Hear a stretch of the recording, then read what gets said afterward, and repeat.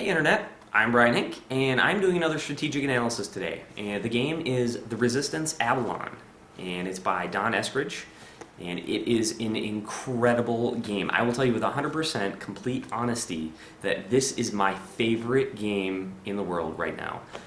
If there was one game I could be playing, it would definitely be this one. It is so good.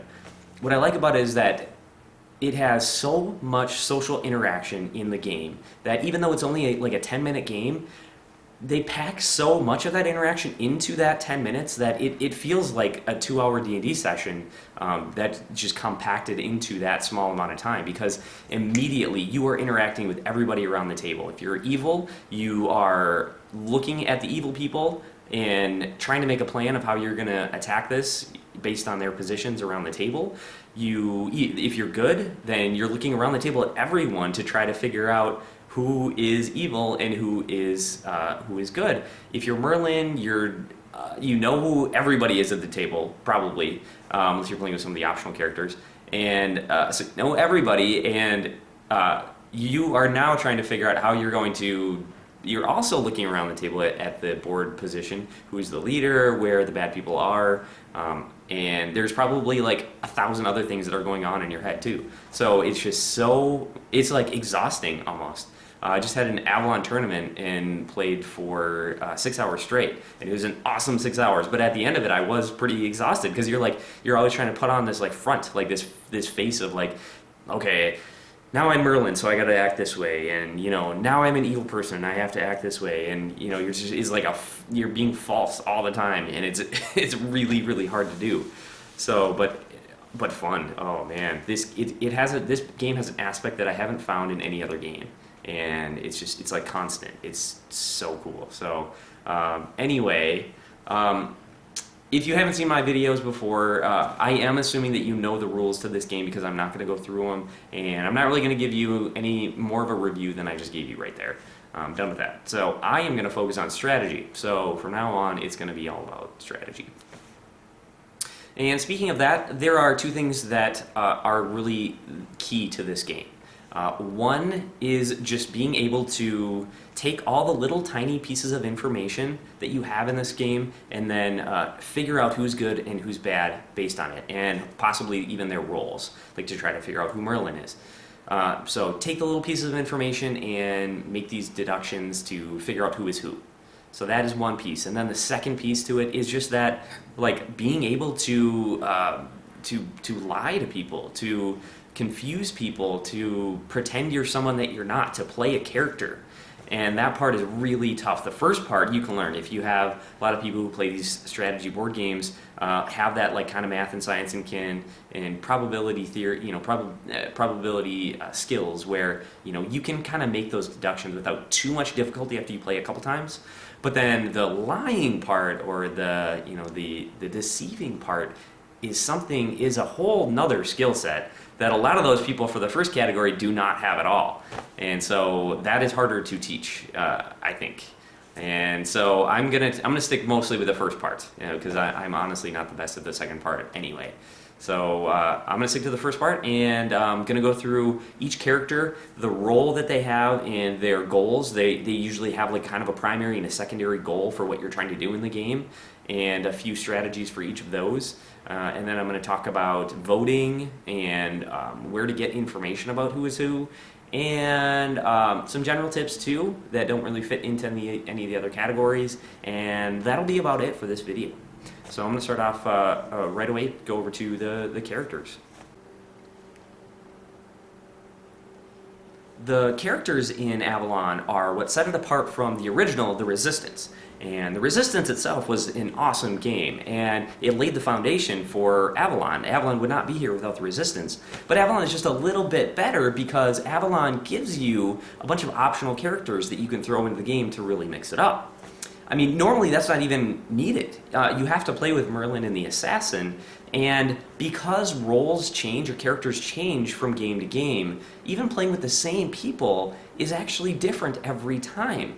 And even if I'm Merlin a bunch of times in a row, I'm going to play Merlin a little bit differently just to kind of throw people off, and so they don't say that, when Brian's Merlin, he does this, this, and this every time. because then they'll know that I'm Merlin. And if I'm Merlin, the good guys are going to lose every time because I'm going to get assassinated. So for long-term success, you have to kind of mix it up. But plus character roles are going to change, people are going to play them differently, and every game is going to be fairly unique. But throwing in some optional characters is actually a lot of fun for some more veteran players, and especially once you get beyond like 6 players in a game. It's kind of nice to throw in some optional characters too, to just kind of spice things up. So usually if I have at least 7 people, I'll probably throw in Percival and Morgana too. And that gives some other people just some more interesting jobs, so to say. So everybody isn't just a generic good guy or a generic bad guy. So now I'm going to go over each of the characters that you can be. I'm going to start off with the loyal servant of Arthur, which I will probably just refer to as a good guy because it's a lot easier to say.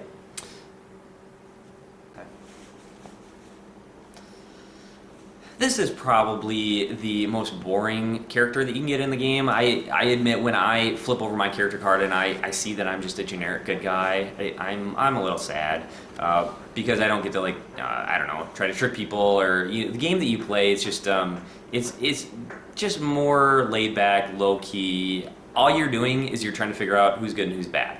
But it is a challenge because you have no information to begin the game.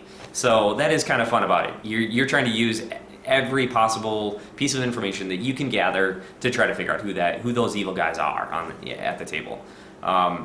So to do that, there are really 3 main ways to do that. The first one being just looking at the success and failure of the missions. So that's going to be your most obvious indicator of who is good and who is bad. The second one being voting, which is it's a very intricate part of this game, and that's why I wanted to devote a whole segment of this video to that. So I'm going to talk about that later, but voting is another way to get very valuable information. And the third way is just deception indicators, just being able to tell who is lying to you based on their tells. And I'm going to get into that more in the Merlin section because Merlin has the best view of that to try to find those tells. So I'll talk about that shortly. But so yeah, as a generic good guy, when you get down to it, all you're trying to do is obviously put all good guys on missions and don't let bad guys on the missions. It's not very complicated. The way to do that can be a little tricky, but to start the game, you really just have to see what happens. Put a couple guys on the mission, let them go, see if it succeeds. If it does succeed, just keep putting those guys on the mission. Whoever was on that, do not approve any mission that does not have the 2 people who succeeded at a previous mission. No matter what people try to tell you, that's going to be the best thing you can do is have those people go again and add one more like you have to, and then see what happens. So just keep doing that, and I can't really go much further into the strategy at this point as to what moves you'll make then, but I'll talk more about that kind of stuff later. I usually, it depends on how many people you have on the game and where you are at the stage of the game, but early on in a game you often want to reject any team that you are not on because you're good. And so depending on how many people there are, there's a much higher probability that the other people are not good. So you usually want to reject it if you're not on that team, unless you're very confident that the other people on the team are good. But yeah, it's really hard for me to ever approve a mission that I am not on if I'm a generic good guy. But I think that's about it for now. I'm going to switch over to the generic bad guy. As this character, you have a couple goals. Your primary goal is to fail missions. It's very simple. Don't need to overcomplicate it. That's really what you're trying to do here.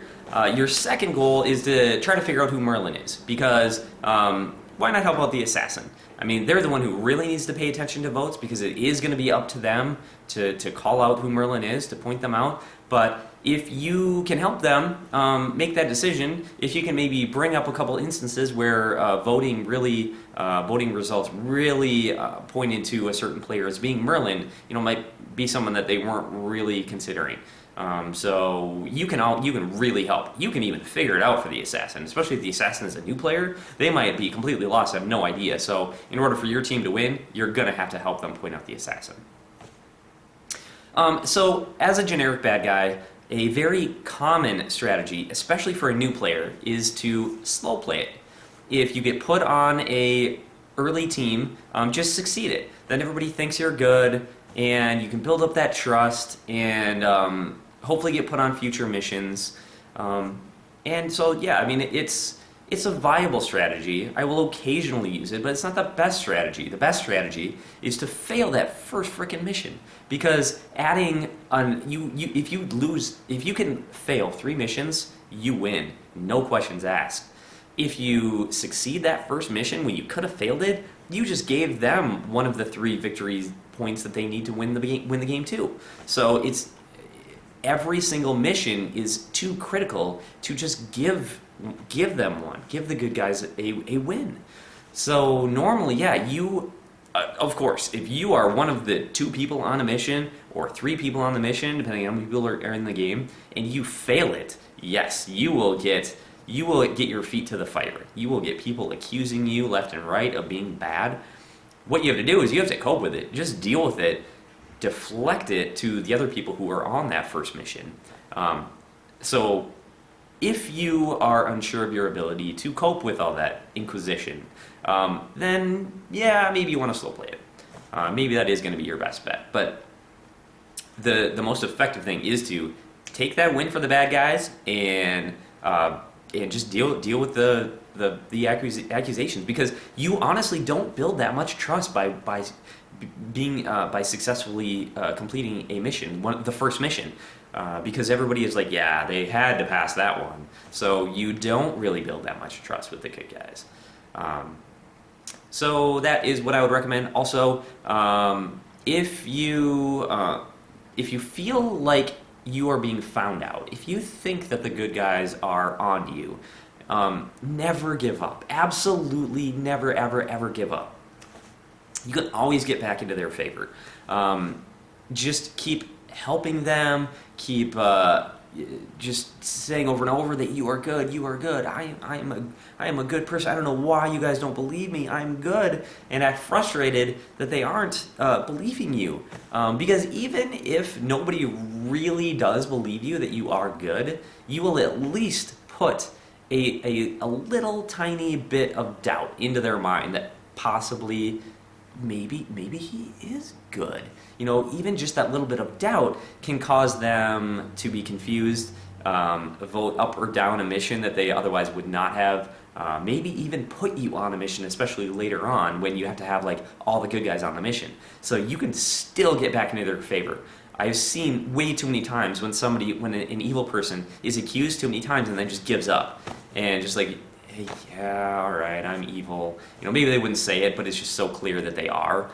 But I've also seen evil people who are accused over and over, and then they stick to it and get put on a final team and bring down, fail a mission late in a game to win it for the bad guys. So never give up is my advice there.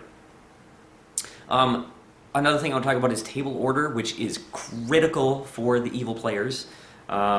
You need to really base your game around the table order, because if you are late in the order, in the leader order, so if you have a clump of evil people and they're all near the end, so they're not going to be leader for quite a while, that's really bad news, because if they can get quests to pass, it's probably going to go, succeed right away, at least the first couple, because the leader will put on themselves, and then usually what happens is they put on the person who's coming next, so you can get information about that person, and then oftentimes it's the person after that they put on too. So it's a really bad news for the bad guys if you're near the end, because you have no control over who gets put on these teams.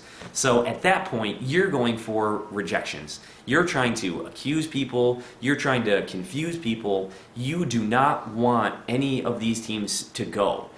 You need to be frustrated with the fact that people are even considering that these early, people in the leader list are going, the leader order are going. So you want to slow things down, get teams rejected, and keep moving that leader crown around the table to get more towards the evil clump.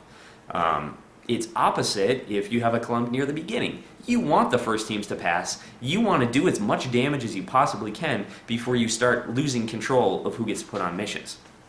So you want missions to fail. You don't want to slow play if you have a lot of your evil guys early on. You want teams to be approved. You want everyone to feel comfortable at first of like, this is a great team, we're going to win this, and just try to get everybody to approve those first early missions that will fail, and then hopefully you've done enough damage before you start losing control of who's the leader anymore. So, and then in the middle is actually pretty good for the bad guys too, if you have a clump of bad guys in the middle, because it's just... you don't learn a whole lot from the early missions. It's really the middle missions who help people really figure out who's good and who's bad. And so if you have control over those middle missions, you can take over the game. And yeah, so it's just exceptionally bad for the bad guys if they're at the end. If the leader order and quest teams get approved quickly. So. Next, the only other thing I want to talk about was the double fail. And the double fail, that is what really sucks for the bad guys. If you have two bad guys on the same quest and both of you put down a fail card, because then if it's like a 3-person quest, they know that 2 out of 3 of those people are bad, and at that point you can pretty much never put those 3 people on a mission again. All 3 of those people, so 2 of the bad people, are going to be pretty much assumed to be evil for the rest of the game, and that is just, it's so bad. You're pretty much going to have to rely on assassin if a double fail happens.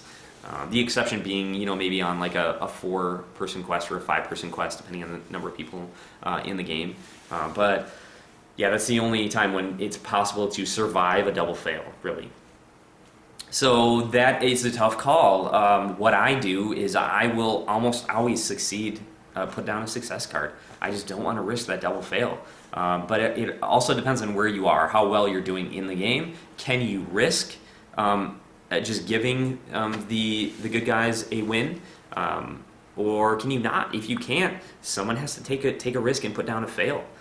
So it's a really tough call, and I don't have a clear answer for you. Other than just saying, if you can, just succeed it.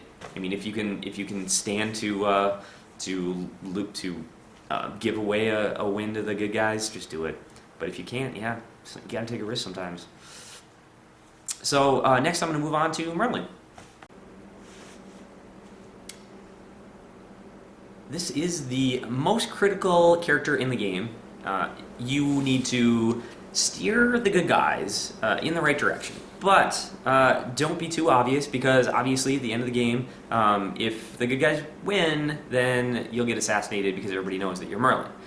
So you have to be very, very careful. You need to make your accusations based on voting and success and failure of quests that people have been on, and leading the lake if you use that, or you need to base it on actual evidence and not just like, I have a feeling they're bad, because it's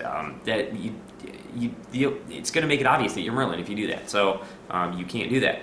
And the assassin is going to be watching you very, very closely. They're going to be watching everybody and looking for one little slip up, because one word that you misspeak can make it obvious that you're Merlin. One little mistake that you make can lose the whole game for your team. So you need to be extremely careful to play a game that is very similar to what you've played before. It's an uncommon occurrence that someone is Merlin, so oftentimes it makes them play a very different game, and that's evidence the assassin can use to try to figure out who is Merlin. So you have to be very careful about that too. If someone is very outgoing, and they all of a sudden are very quiet in a game, it brings up suspicion. If someone is very quiet and then all of a sudden they're outgoing, also suspicious. So you just need to play a consistent game, very similar to what you've played before. Just don't do anything differently when you're Merlin, and hopefully you can stay under the radar and help out your team. The coolest thing about being Merlin is that you know who's bad from the beginning, and you get to watch them. You get to look for their tells, because you can watch, like however many evil people, 2, 3 evil people, and you can watch them every time they speak. Are they speaking differently? Are they doing something? differently because they're trying to hide that they are actually evil, most people will. Almost everybody will. You just got to figure out what it is that they're doing differently. So, so like a girl might be playing with her hair. Someone might be, you know, like fidgeting too much, playing with things, you know, something on the table, playing with their like approve or reject tokens, or might be sweating more, just look uncomfortable, looking down and to the right when they talk, not making eye contact. There's a whole bunch of signs that you can look for someone who's lying. So look for them. Look for who the uncomfortable people at the table are. And so yeah, in general, but if you're Merlin, you know, so you're just watching for these tells. And then you can use this in future games. So you can use these tells to figure out who is bad when you're not Merlin. And so, yeah, it's my favorite character to play, awesome, and very critical to the game. The Assassin is another really fun character to play. So here, you are really primarily trying to figure out who's Merlin, because if you can figure out who's Merlin, you don't care if the good guys win the game, because you get to assassinate Merlin. So you're obviously trying to fail. If you can just get 3 quests to fail, that's great, you win the game. But if you can't do that, you need to know who Merlin is, so you have to watch for people. So everything that I just said about Merlin, think about that and look at it from the assassin's point of view, and look for those signs. Look for someone who knows a little too much information, who maybe calls out someone as being bad with really no evidence to do that. So look for that. Look for voting is usually the best way to tell who it is, because for a new person who's Merlin, they're probably going to vote correctly every time. So if there's a bad person on a quest, they're not going to approve it. So oftentimes they're the lone person to not approve a quest. So when you see one rejection marker out there on the table, that's a sign that that might be Merlin, especially if that is it's a quest where you know that there's a bad guy on it. So watch for that. Also, Merlin still might vote incorrectly. They really should. If they know what they're doing, they're probably going to vote incorrectly sometimes too. Look for those little slip-ups that they make that make it clear that they are Merlin. But also, don't just find something that's a little suspicious where you think someone might be Merlin early on and then just like latch onto it. Because if you do that, just make sure to keep your mind open to other options, other people possibly being Merlin, because otherwise you might miss other signs that other people are Merlin. So be careful of doing that. It's really tough sometimes to figure out who is Percival and who is Merlin in a game where they both exist.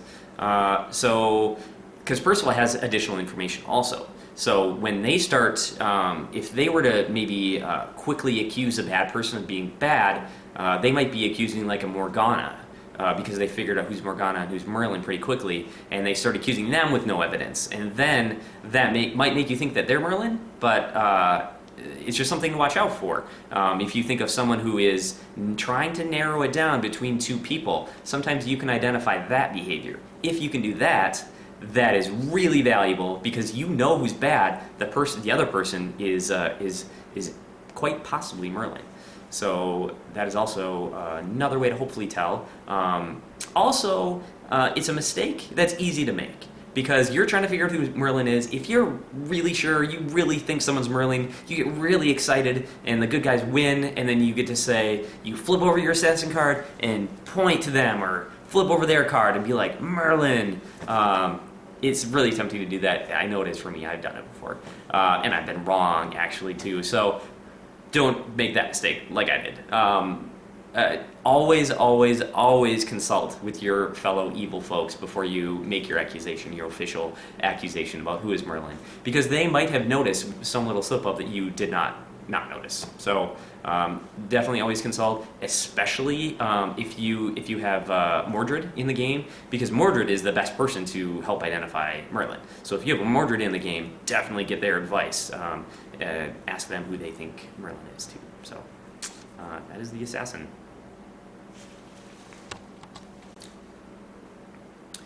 Percival's a pretty fun character. It's definitely much better than just being a generic good guy, I'll tell you that. You have more information. You know, especially if Morgana is in the game, which is usually how it works.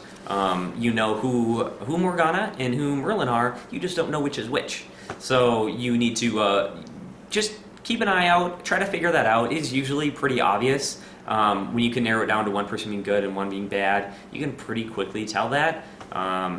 So that is one thing you're supposed to do, but really your job is to pretend to be Merlin. So if your group of people that you play with have decided that the best thing for Merlin to do is to, say, throw one of the good guys onto the bus right away and start accusing them, so that, because Merlin wouldn't do that, so if that's what people have decided, and maybe you see Merlin doing that, then you will want to quickly also do it, so that people don't figure out that that's just what Merlin's trying to do. Or maybe you can beat Merlin to it and start doing that.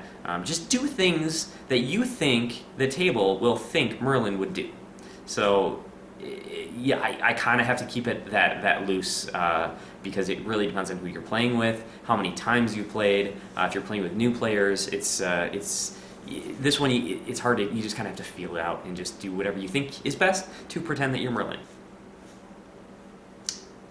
Morgana also needs to pretend to be Merlin, because if there's a Percival in the game, which there usually is if you have Morgana, then Percival is trying to narrow it down between Merlin and figure out who's Morgana, who's Merlin, who's acting good, who's acting bad. So for Morgana, you do actually really want to slow play it, or pretend to be good. You have to be. It's even more important for you to do that. So, kind of that slow play strategy that I talked about for the good guys that you could use earlier. If you're Morgana, this is one time when it does make sense to use that, because you need to appear to be good for as long as possible. You also want to really look like you're helping the team, or whatever you think Merlin would do with this group of players that you're playing with. You need to pretend to be Merlin, because you want it to be as long as possible. You want to take as long as possible for Percival to figure out who's who. Hopefully they never do it throughout the game. So that's really the job of Morgana. They aren't too different from just a generic bad guy, other than just to kind of be a little more good. The Mordred character is unknown to Merlin, which that itself is a big advantage for the evil guys. The tough part is that because Merlin is unaware of one of the evil characters, and the evil characters don't know who is who exactly. So, you see the other evil characters in the game, but you don't know which one is Mordred.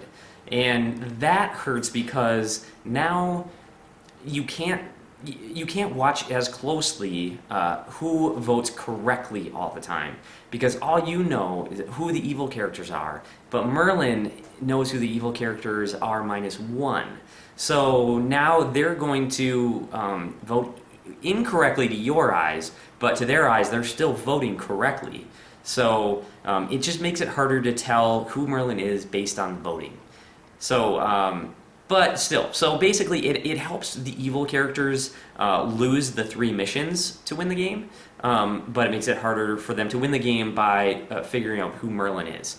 However, Mordred is in a unique situation, because Mordred is the only one who knows they're Mordred, knows who the other bad guys are, and so they're in the best position to watch the votes to see when Merlin votes correctly, if you take out Mordred's vote or Mordred's identity. So assuming that someone doesn't know that Mordred is evil, then who votes correctly? So Mordred should be the one. If Mordred is in the game, Mordred should be the one who figures out who Merlin is. They're at least in the best position to do so.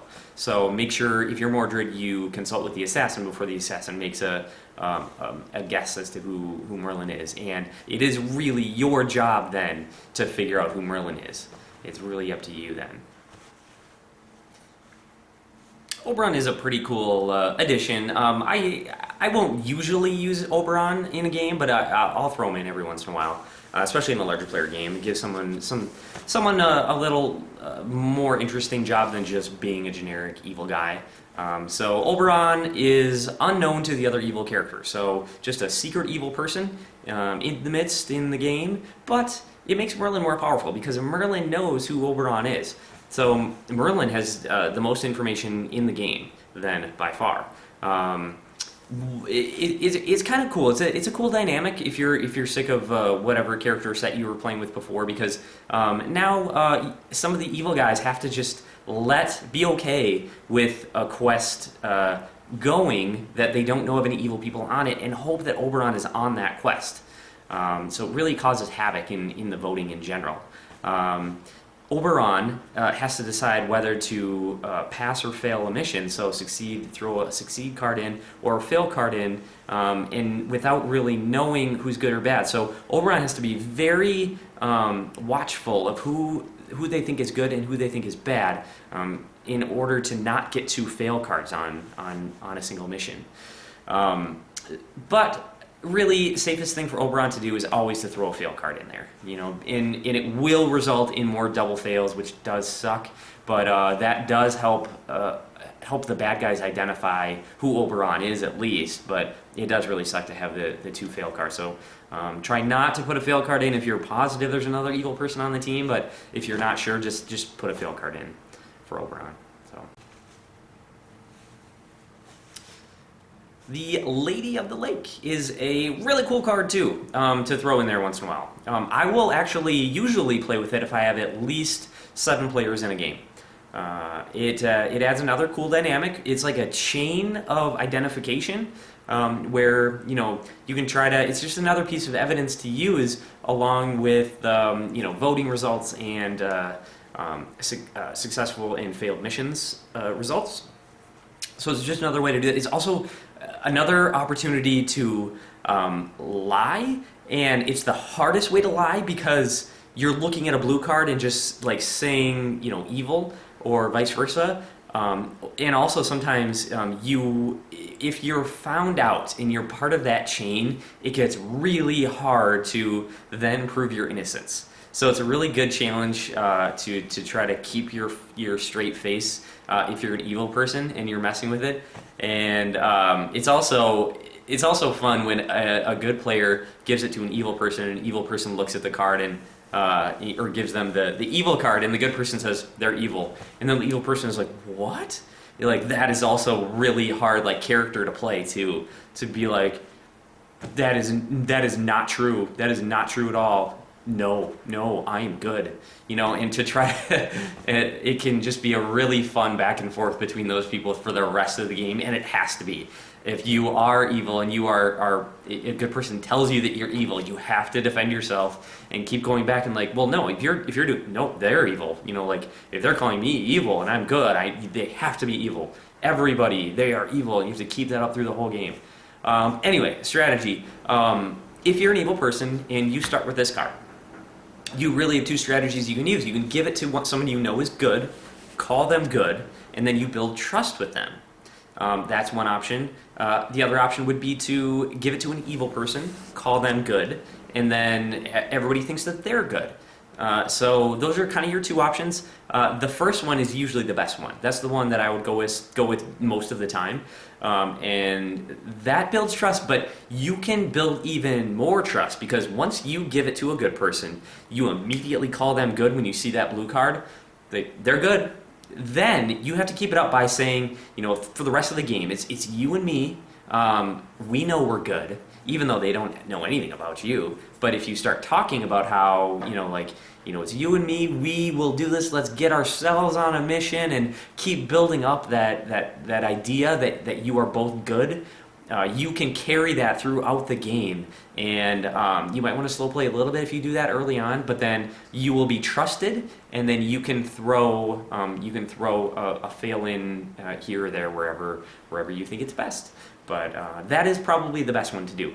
The problem with the giving it to an evil person and calling them good, it does help them quite a bit. So it's something you might want to do if they're coming up to be a leader soon, because it does make it seem like they are good, and then people will trust them more. Hopefully will accept their team. That will probably have a fail on it. So it's possible. It's definitely one you should keep in mind. The problem is that if they are found to be evil, without a doubt, then everybody knows you're evil because you call them good. So then you have 2 evils down. It's just like a double fail. So it comes with some risk. So use it sparingly. Definitely do it if they're coming up to be a leader soon. And then on the good side of things, if you're a good person and you have Lady, just use it to try to help figure out who's bad. Whoever you suspect the most, give it to them. Otherwise, you can give it to the next person who's the leader, so you can help people say whether that person is good or bad who's leading that next team. And so that's another option too. But it's really just. For good, it's pretty simple. Just use it to figure out who's good and who's bad. I mean, if you're like Percival and you're trying to figure between Merlin and Morgana, you could give it to one of them, but that gives a little bit of evidence too that you are Percival, and that might make someone suspect that good person in the two that you were trying to figure out between that they're Merlin. So I wouldn't recommend that even for Percival, to try to use that to figure out who's good and who's bad, unless you're completely lost and you have no idea which one is Merlin and which one is Morgana. But yeah, otherwise those are really the strategies that you use with Lady of the Lake. Another really fun card.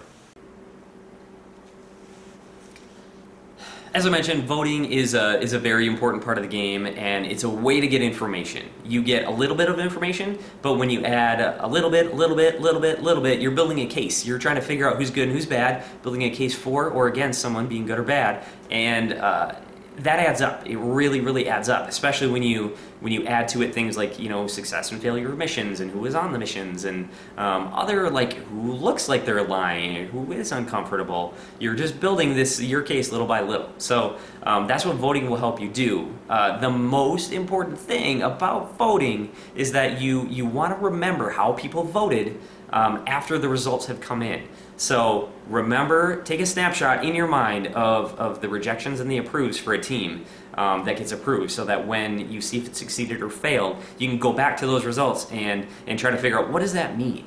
Because say the mission succeeds and you know that 3 people are evil in the game and there were 3 rejection votes, that is fairly strong evidence that those 3 people are the evil people, because they didn't want that team to succeed because there was no evil person on it. Maybe. It could be that someone was messing with the vote. Some evil person did vote for a success, but that's just evidence. It's not 100% accurate for sure. So yeah, that those 3 people are the evil person, it just it leads you to believe that. So just something to keep in mind along with everything else. Of course, Merlin has to be, as I mentioned, very careful with their votes because everybody's watching them. If everybody seems to accept a team that has an evil person on it, they should vote to accept it too, because if they're that one reject vote, then that points to that person being Merlin, and that is the last thing that they want, is to have people suspect them of being Merlin if they are Merlin. So that's something to be careful of too. So definitely, if you're Merlin or if you're bad guys, mix up your votes to try to throw people off, because otherwise it can be a very telling sign of whether you are evil or whether you are Merlin. So you definitely got to be careful of that. Of course, if it's early on in the game and everybody approves, then there's a very, very good chance that there is an evil person on the team. But of course, it's too late. So I guess that's beside the point. Not really going to help you. So that's about it. I think I'll leave it at that. Other than just saying in conclusion, like I said, this is my favorite game right now. I love this game. And it's so important to for your long-term success to play a very consistent game. Do not change things up too much, no matter who you are. If you're good, if you're bad, if you're Merlin, if you're the assassin, just play the same game every time. Obviously, tilt it a little bit, depending on who you are for your own purposes in the game. It's usually not a good idea to just always be the quiet guy. It's much better to be the talkative guy, because if you're the talkative guy, you can always talk and always use that talking to your advantage, whether you're good or bad or what you're trying to get out of this game. Use that talking to your advantage. If you're all of a sudden silent and you're the talking guy, obviously that is suspicious. But so yeah, play a consistent game. It's sometimes a good idea to also throw in some randomness, do some weird stuff. Maybe vote randomly for a quest that doesn't really matter. Maybe cough or talk during the time when you're supposed to have your eyes closed and everyone's really tense. Do that kind of thing. Just do some weird stuff. And then if you do slip up in your game, you can always blame it on, oh, that guy is just a weird guy who does weird stuff. So that's one possible way to go. But you definitely have to have the right personality to pull that off. So that is my advice, but yeah, the reason this game is so awesome is because it, like I said, it creates these emotions that you usually don't find in a board game, at least not to this degree. You know, these, being accusatory, these like feeling defenseless, being paranoid of everyone. It just brings these emotions out and then multiplies them by 10 when it gets really tense in the game. So that's why this game is so awesome. I think that is it. If you like this video, I definitely will have many more to come. Every 2 weeks I'll do a new game. Post in the comments if you want me to do a specific game. Check out my blog on theforbiddenlimb.com, and you can get links to the text and image version of this analysis, as well as links to other analyses I've done and will do in the future. So I think that is it, and so good day to all of you.